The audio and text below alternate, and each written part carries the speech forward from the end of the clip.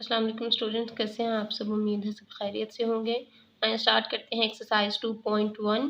Question number 1 है what number is added to make the sequence. तो students यहाँ पर टर्म्स दी गई हैं, हमें ये बताना है कि हमें कौन सा नंबर ऐड करने से नेक्स्ट टर्म हम फाइंड कर सकते हैं। तो इसके लिए सबसे पहले हम सीक्वेंस को डिस्कस करेंगे। तो स्टूडेंट्स न्यू यूनिट है algebra, number sequence and patterns. तो इसमें सबसे पहले हम नंबर सीक्वेंस को डिस्कस करेंगे। नंबर सीक्वेंस हमारे पास कैसा सीक्वेंस है जिसमें हम नंबर्स को एक स्पेसिफिक रूल के अकॉर्डिंग अरेंज करके लिखते हैं। तो स्टूडेंट्स यहाँ पर इसकी प्रॉपर डेफिनेशन डिस्कस करेंगे। द अरेंजमेंट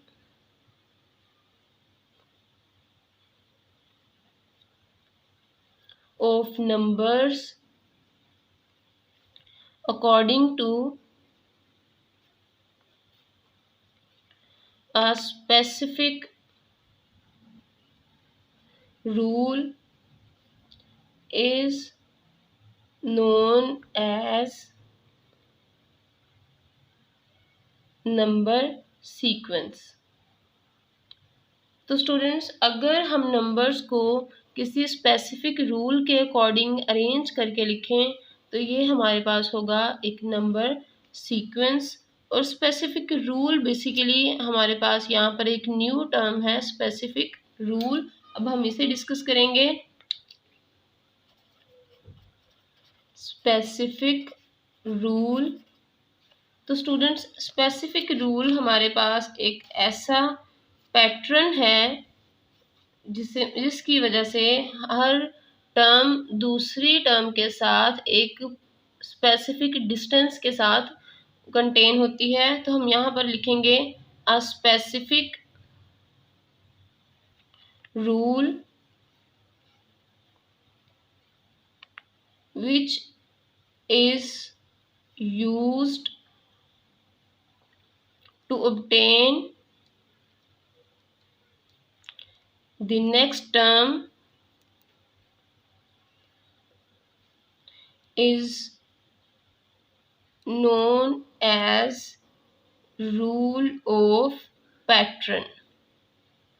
तो स्टूडेंट्स स्पेसिफिक रूल हमारे पास एक ऐसा रूल होता है जिसकी वजह से हम एक स्पेसिफिक डिस्टेंस के साथ नेक्स्ट टर्म फाइंड करते हैं या कोई पैटर्न डेवलप करते हैं। तो स्टूडेंट्स अब हम एक्सरसाइज की तरफ चलते हैं। एक्सरसाइज में क्वेश्चन नंबर 1 में टर्म्स हैं, हम इन टर्म्स को चेक करेंगे कि इनका सीक्वेंस क्या है। तो सबसे पहले हम टर्म टू टर्म रूल को डिस्कस करेंगे। तो students term to term rule है हमारे पास a term to term rule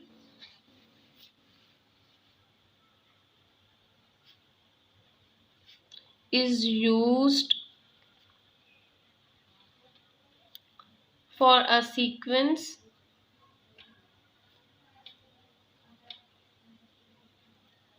in which next term is obtained from previous term। It means इस मेथड में हम ऐसा रूल यूज़ करते हैं जिससे हम सेम सीक्वेंस को यूज़ करते हुए नेक्स्ट टर्म फाइंड आउट करते हैं by using previous term. Means अगर हमें कोई टर्म दी भी है तो हम उससे नेक्स्ट टर्म फाइंड कर सकते हैं by using a specific sequence. Exercise 2.1 question number 1 है what number is added to make the sequence. तो स्टूडेंट्स फर्स्ट पार्ट है हमारे पास 4, 8, 12, 16 एंड सो ऑन। स्टूडेंट्स यहाँ पर हमने ये चेक करना है कि फर्स्ट टर्म में कौन सा नंबर ऐड करें कि हमारे पास सेकंड टर्म आ जाए। तो उसके लिए हम इन्हें सब्ट्रैक्ट करके चेक करेंगे। सॉल्यूशन में लिखेंगे डिफरेंस बिटवीन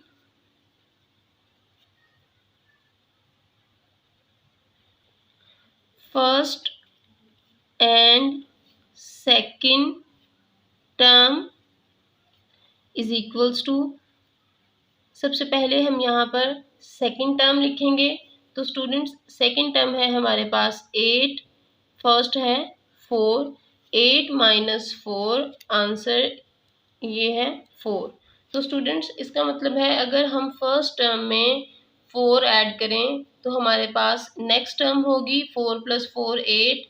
अब हम अगर 8 में वही 4 ऐड करेंगे तो उससे भी नेक्स्ट टर्म आ जाएगी which is 12।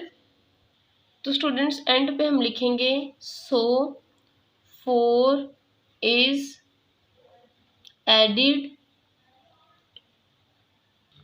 Student second part है 12, 17, 22 एंड 27। यहाँ पर हम सबसे पहले डिफरेंस फाइंड करेंगे। Difference between first and second term. अब हम यहाँ पर लिखेंगे सेकंड टर्म लार्जर है इसलिए इसे हम पहले लिखेंगे 17 माइनस 12। 17 minus 12 answer is 5। तो स्टूडेंट्स चेक करें अगर हम 12 में 5 ऐड करें तो आंसर होगा 17।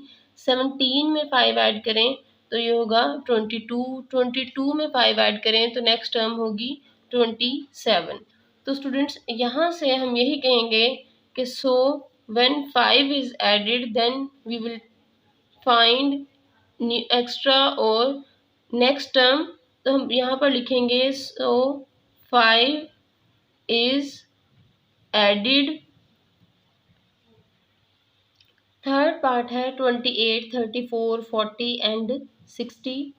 तो स्टूडेंट्स यहाँ पर भी हम डिफरेंस फाइंड करेंगे। डिफरेंस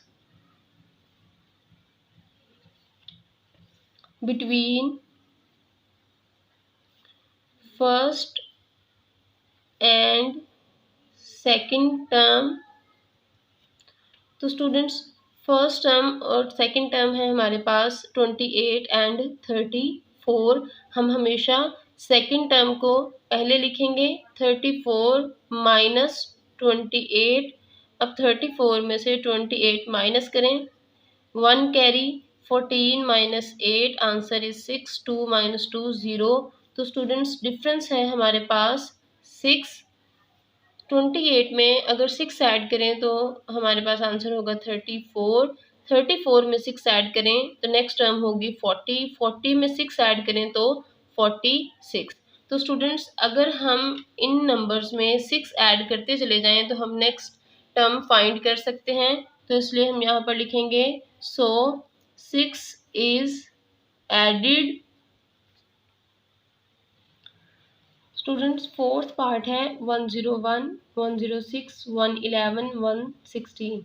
तो स्टूडेंट्स अब हम यहाँ पर डिफरेंस फाइंड करेंगे। डिफरेंस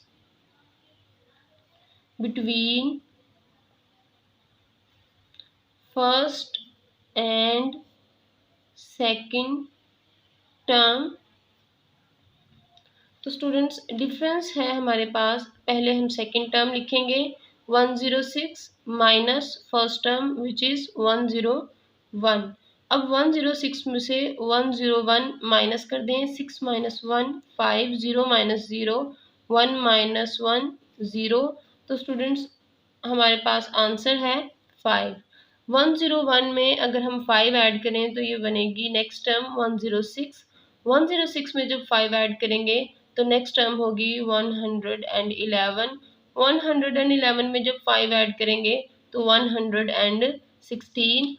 तो स्टूडेंट्स इसीलिए हम कहेंगे so 5 is added. Students question number 2 है what number is multiplied to make the sequence. तो स्टूडेंट्स इस क्वेश्चन में हम ऐसा नंबर फाइंड करेंगे जो हम मल्टीप्लाई करें तो नेक्स्ट टर्म आ जाए। तो इसके लिए हम यहाँ पर डिवाइड करके चेक करेंगे। फर्स्ट पार्ट है 3, 6, 12, 24। तो अब हम यहाँ पर फाइंड किस तरह से करेंगे, ratio between second and first term. तो स्टूडेंट्स रेशो में हम इसे किस तरह से लिखेंगे, सेकेंड टर्म पहले लिखेंगे 6, फर्स्ट टर्म बाद में 6/3 और 6:3। तो स्टूडेंट्स दोनों में से आप किसी भी मेथड को फॉलो कर सकते हैं। अब हम यहाँ पर कटिंग करेंगे, 3 1s are 3, 3 2s are 6। तो स्टूडेंट्स अब हम यहाँ पर चेक करेंगे कि रेशो है हमारे पास 2। इट मीन्स अगर हम फर्स्ट नंबर को 2 से मल्टीप्लाई करें तो नेक्स्ट नंबर होगा 3 2s are 6, फिर 6 को 2 से मल्टीप्लाई करें तो 12, 12 को 2 से मल्टीप्लाई करें तो 24। तो अगर हम हर नंबर को 2 से मल्टीप्लाई करें तो हमारे पास नेक्स्ट टर्म होगी, इसलिए हम लिखेंगे सो 2 is multiplied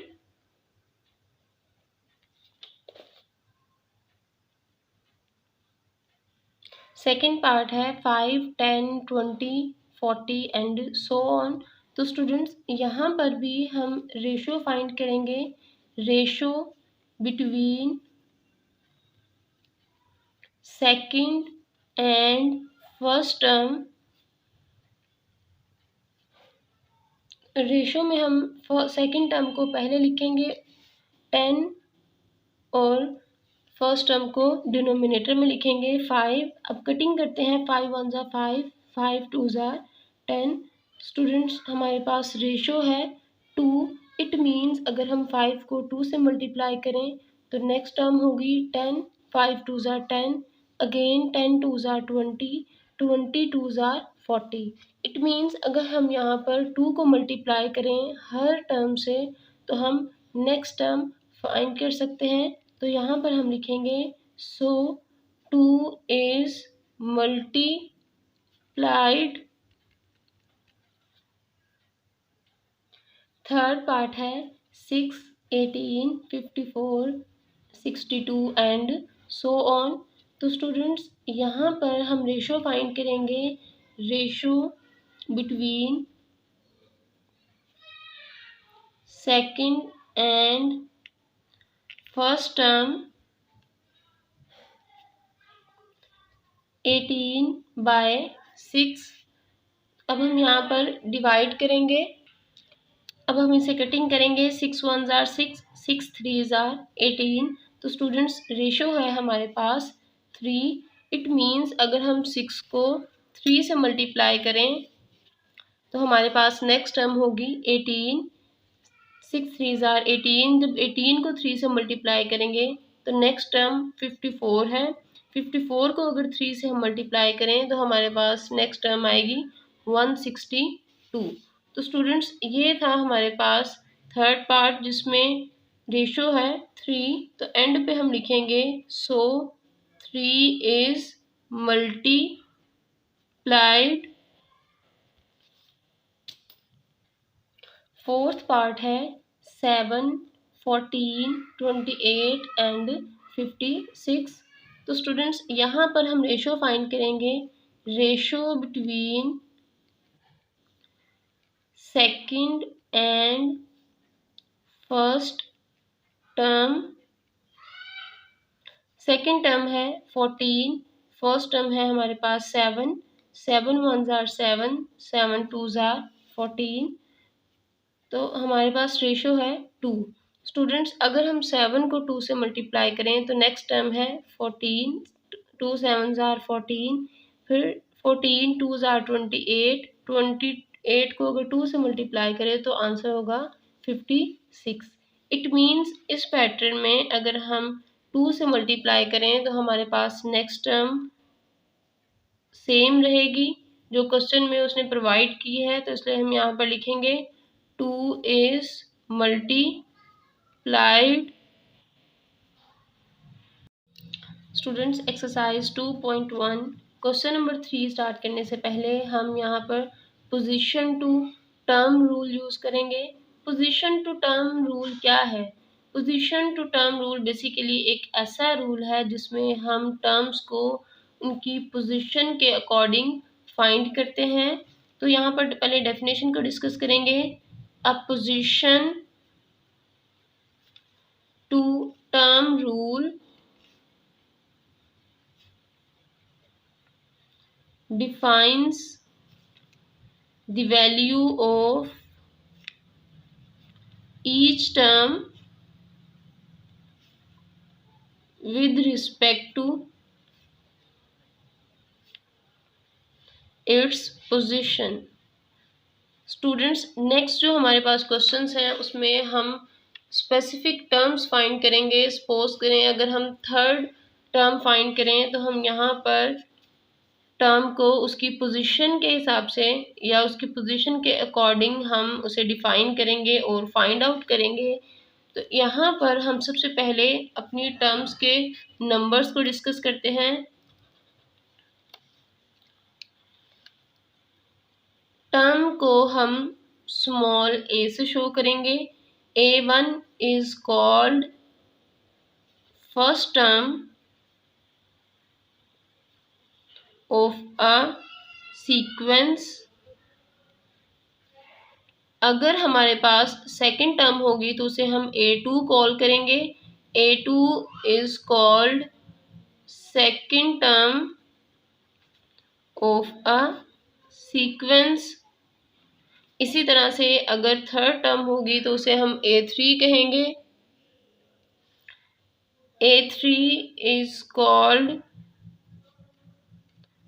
third term of a sequence. तो स्टूडेंट्स, इसी तरह अगर हम इसे इंक्रीज करते जाएं तो सपोज कर ले हमारे पास कोई टर्म an है, is called nth term of a sequence. तो स्टूडेंट्स, इस तरह से हम अपनी टर्म्स को नंबर देंगे या फिर हम कहेंगे ये हमारे पास फर्स्ट टर्म है तो उसे A1 लिखेंगे, सेकंड टर्म को A2, थर्ड को A3, फोर्थ टर्म होगी तो A4 एंड सो ऑन। तो ये हमारे पास थी हमारी टर्म्स। क्वेश्चन नंबर 3 है, use first three terms in pattern to find rule. तो फर्स्ट पार्ट है 52, 57 एंड 62। तो स्टूडेंट्स, यहाँ पर हमारे पास फर्स्ट टर्म है A1 52, A2 57 and A3 is 62। Students, यहाँ पर हम इन टर्म्स को सब्ट्रैक्ट करेंगे टू फाइंड द रूल। तो सबसे पहले A2 माइनस A1, A2 है 57 माइनस 52, आंसर इज 5। अगेन अब हम A3 एंड A2 का डिफरेंस फाइंड करेंगे। A3 है 62 माइनस A2 इज 57। जब हम 62 में से 57 माइनस करेंगे तो हमारे पास आंसर है 5। इट मीन्स कि यहाँ पर जो रूल है वो है 5 का। when we will add 5 in the first term then we can get second term। तो यहाँ पर हम लिखेंगे so rule is add 5।